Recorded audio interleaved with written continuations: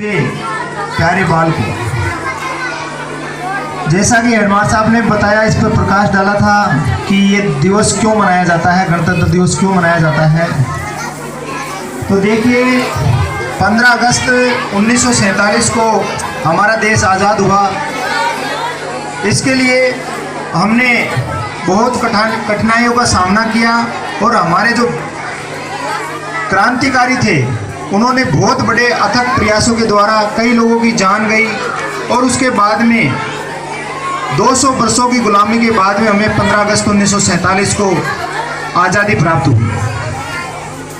आज़ाद हो गया भारत। कृपया शांति बनाए रखें प्रिय बालकों।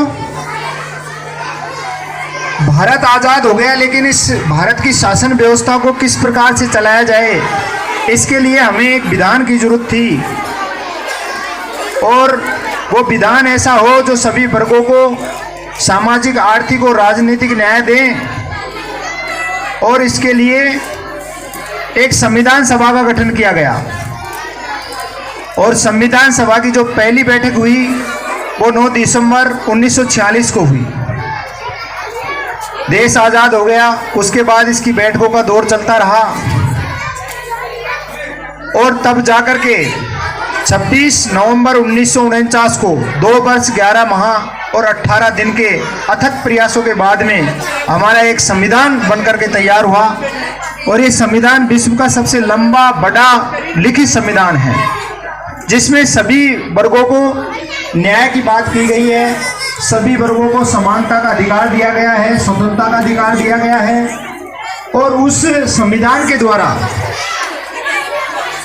देश का शासन चलाया जाता है। संविधान के द्वारा नागरिक और सरकार दोनों का कर्तव्यों का निर्धारण किया गया है और उन कर्तव्यों के माध्यम से हम सब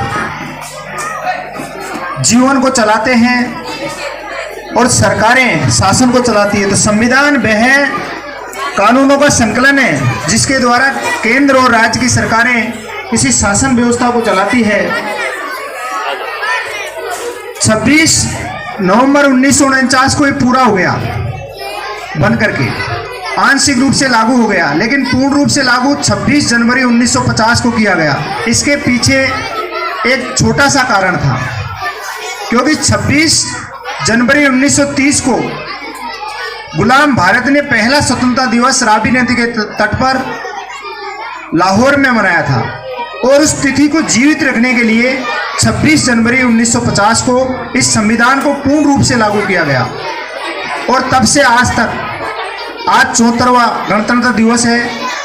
इसका उद्देश्य क्या है, उद्देशिका क्या है, प्रस्तावना क्या है, इसके बारे में मैं थोड़ा सा आपको बताता हूं, सभी ध्यान से सुने।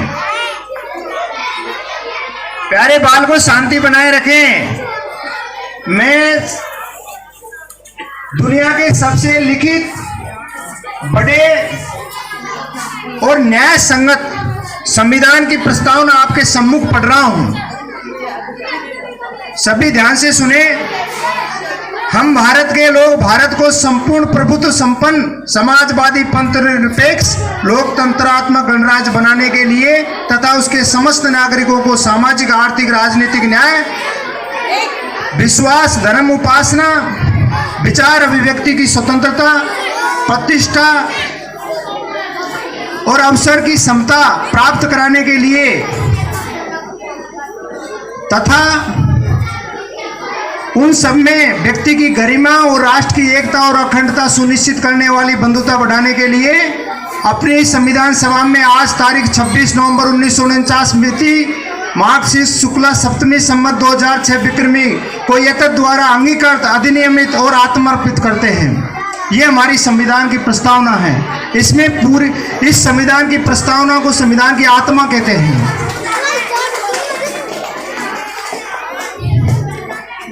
आप सब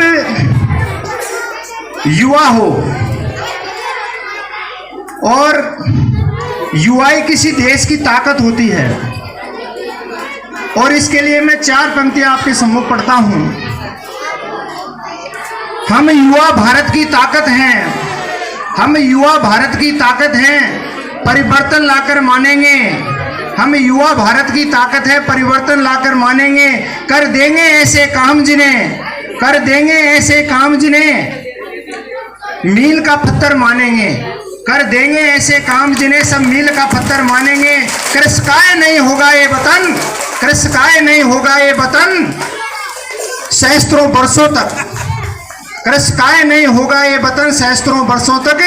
नव भारत को दुनिया वाले, नव भारत को दुनिया वाले चिर युवा नाम से जानेंगे, विश्वगुरु नाम से जानेंगे। एक प्रसाद जी की मैं पंक्ति पढ़ता हूं। प्रबुद्ध शुद्ध भारती समुज्ज्वला संप्रभा स्वतंत्रता पुकारती, हिमाद्री तुंग संग से प्रबुद्ध शुद्ध भारती संप्रभा समुज्ज्वला स्वतंत्रता पुकारती। अमृत वीर पुत्र हो दृढ़ प्रतिज्ञ सोच लो, अमृत वीर पुत्र हो दृढ़ प्रतिज्ञ सोच लो। प्रशस्त पुण्य पंथ है बढ़े चलो बढ़े चलो, प्रशस्त पुण्य पंथ है बढ़े चलो बढ़े चलो। इस देश की आजादी की भावना, देशभक्ति की भावना मेरे दिल में हो या ना हो, मेरे दिल में हो या ना हो, लेकिन आपके दिल में होनी चाहिए। मेरे दिल में हो या ना हो, आपके दिल में नहीं होनी, दिल में होनी चाहिए। आग कहीं भी हो, मेरे सीने में नहीं तो आपके सीने में सही आग जलनी चाहिए। इस हिमालय से देशभक्ति की गंगा निकलनी चाहिए, इस हिमालय से देशभक्ति की गंगा निकलनी चाहिए। प्यारे बच्चों, जैसा कि मैंने बताया आपको, ये देश की आज़ादी बहुत कठिनाइयों से हमें मिली है। इसको जीवित रखने के लिए हम सबको देश प्रेम की भावना हमारे अंदर विकसित होनी चाहिए। अगर देश प्रेम की भावना हमारे अंदर विकसित नहीं हुई तो हम हमारे क्रांतिकारियों का, जिन्होंने इस देश की स्वतंत्रता के लिए अपना जीवन न्यौछावर कर दिया, उस स्वतंत्रता को हम, उनके सपनों को हम पूरा नहीं कर सकते। इसलिए देश प्रेम की भावना, राष्ट्रवाद की भावना हम सबके अंदर होनी चाहिए। ऐसे ऐसे क्रांतिकारी हुए हैं जिन्होंने, हमारे राजस्थान के प्रताप सिंह बाराट, उनको जब यातनाएं दी जा रही थी कि आप अपने साथियों का नाम बता दीजिए, तब उन्होंने क्या कहा कि आपकी माँ रो रही है, आप जाइए अपनी माँ से मिलिए, आप हमको क्रांतिकारियों का भेद बता दीजिए। तो उन्होंने क्या कहा, मेरी माँ रोती है तो रोने दो, मैं मेरी माँ को हंसाने के लिए देश की हजारों माताओं को रुला नहीं सकता। बताओ कितनी कठिनाई से हमें आज़ादी मिली। आजाद हिंद फौज की स्थापना करने वाले सुभाष चंद्र बोस जी बोलते हैं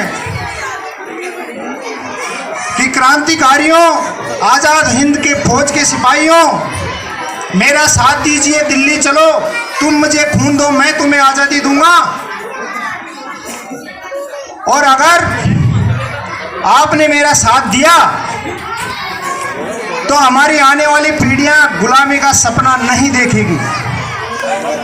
उन्होंने कहा कि हम सूर्योदय तक जीवित रहे या ना रहे, लेकिन हमारी आने वाली पीढ़ियां इस गुलामी का सपना नहीं देखेगी।